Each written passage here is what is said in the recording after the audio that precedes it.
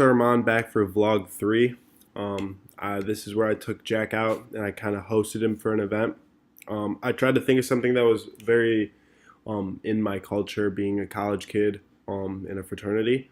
And I thought, what's the best thing to take him to besides a tailgate? Seeing that he lived in Canada, football wasn't even that big there.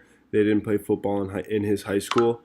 So bringing him out to a tailgate at a college level for football, I didn't really know how he'd react because football wasn't a very big sport where he was from. So I was kind of see if he'd be even interested in it, have fun at all.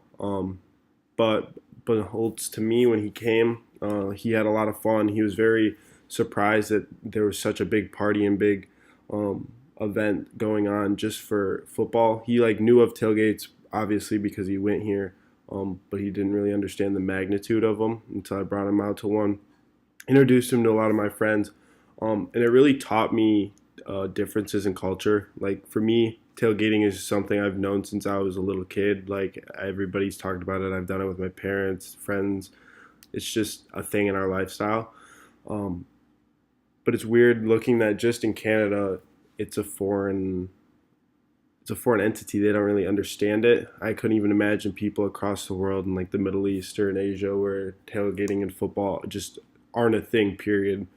And the interaction that they would get and just how different culture can be based off of little things like that.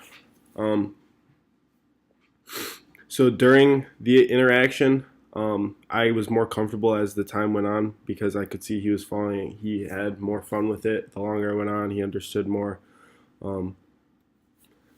Other than that, I think it was a great experience for both of us. Both taught us different aspects of culture from each of our own cultures.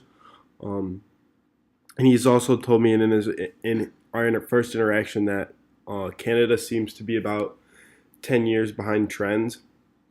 So who knows if the tailgating trend or culture will make its way to Canada, kind of like football eventually did with the Canadian Football League. So this could just be another example about how the world is getting smaller and smaller and culture is spreading out, and maybe possibly even eventually, if the world is so interconnected, the same culture can be spread without, but that will be hundreds if not thousands of years down the line if we even make it that long. So thank you for listening to my talk. That was vlog 3. Thank you.